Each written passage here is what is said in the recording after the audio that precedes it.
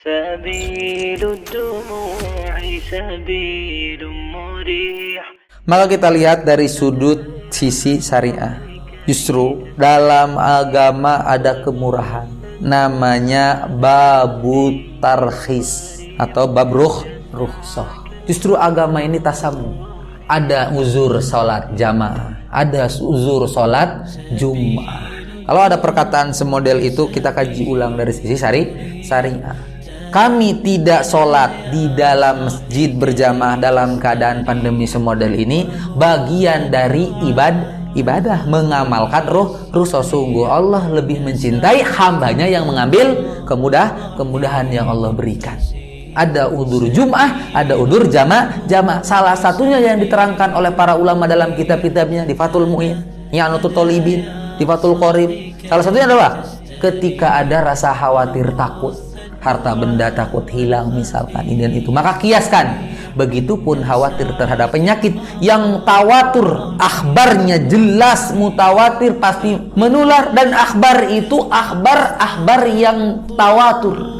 Jelas menjadi bukti. Seorang dokter menyatakan begitu, sudah menjadi bukti. Kekhawatiran terhadap penyakit yang benar dipastikan penyebarannya, penularannya bagian dari rukhsah. Itu dari sisi sar. Adapun hajat lain yang mengharuskan kita keluar rumah, sebab ada daruriyatun nafs. Apa daruriyatun nafs? Menjaga keberlangsungan hidup. Harus ambil maisha, ambil ikhtiar dalam rangka melanjutkan kehidupan untuk terus bisa mampu taat kepada Allah Subhanahu wa ta'ala. Itu sisi lain, itu sebuah kewajiban juga. Maka caranya bagaimana? Jangan takut yang melampaui batas sehingga hanya sekedar biasa. Takut iya naluri, boleh, tapi jangan sampai melebihi takut kepada sang pencipta wabahnya.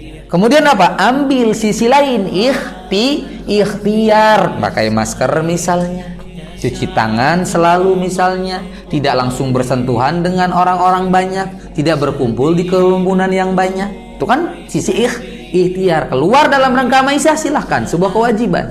Kehati-hatian kita terus kita lakukan bentuk ikhtiar. Adapun sholat jamaah, sholat Jumat sudah dibahas tadi, bagian dari rukhsah yang boleh kita tinggalkan karena ada uzur secara syar'i. Jadi tidak berbenturan sebenarnya, hanya pemahaman kita saja yang memang tidak luas di dalam memahami kaidah-kaidah agama. Dalam ayat dikatakan la yukallifullahu nafsan illa wus'aha. Ana nasihatin untuk hari-hari ini agar kita mendapat ketenangan di tengah-tengah orang gundah gelisah. Pertama, perbanyak istighfar, amalkan amalan yang dianjurkan, zikir pagi, zikir petang sebagai perisai. Itu bentuk ikhtiar terbesar, sebab kita menggunakan cara langit. Allah yang menjanjikan melalui hadis-hadisnya, la yadurru ma min syai'in fil ardi wala fis sama wa huwas samiul alim. Itu janji. Maka amalkan, itu pertama. Kedua, tentang habar-habar hari ini yang banyak di media sosial, yang justru ketakutan lebih dahsyat daripada terhadap wabah itu sendiri yang lebih berbahaya sebenarnya. Maka nasihat pribadi saya untuk rekan-rekan santri terutama, maka kaji dari dua sisi. Dari sisi agama, sebab itu yang harus jadikan panduan. Mana? Kaji tentang bagaimana bila seorang muslim terkena wabah penyakit. Apakah bagian dari ujian? Apakah bagian dari kasih sayang Allah? Apakah bagian dari kifaroh dosa? Bahkan para ulama menerangkan termasuk bagian dari syahidud dunia, ketika wafat terkena penyakit. Agar apa? Ketika pun kita Allah uji kena penyakit tersebut, sudah kita punya pijakan bahwa apa yang Allah pilihkan, yang Allah tentukan adalah kebaikan terhadap kita. Inilah yang akan menenangkan hati. Ahlullah sakinuna tahtal majaril aqdar. Sungguh ahli-ahli Allah akan selalu tentram dalam setiap keadaan. Ar-ridho bil qada wal qadar. Ridho terhadap apa yang ditentukan oleh Allah Subhanahu wa ta'ala. Sisi kedua, kaji dari sisi ilmiah, sebab ini ranah-ranah ahli ilmu. At-tiba berarti para kedokteran tentang wabah ini, sehingga tidak menyandarkan mutlak kabar didapat dari media yang nggak jelas asal muasalnya, kevaliditasannya, sikot atau tidak khobarnya, majhul atau tidak para pembawa khobarnya. Yang kita tahu hari ini media sosial milik siapa? Boleh jadi ada unsur politik, ada unsur ini dan itu, sehingga disebar luaskan dan sebagainya, tidak ada hentinya. Maka dengarkan dari sisi ilmiah para atiba. Siapa atiba?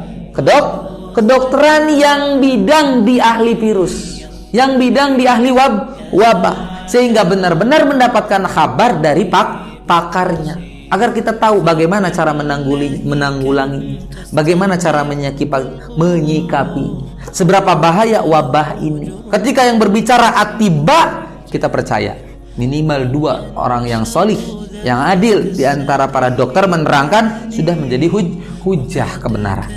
Sehingga dari sisi ilmiah kita tahu, oh virus ini berbahaya bila begini begitu, cara menanggulanginya begini dan begitu. Siapa? Dari mana? Dari pakarnya. Dari sisi agama tadi ada aturan main di dalam agama tentang penyikapan terhadap suatu musibah. Maka 2 ini kita gabung, sisi syar'i agama, dari sisi ilmiah para pakar berbicara, gabungkan, insya Allah menghadirkan ketenangan. Wallahu a'lam bishawab.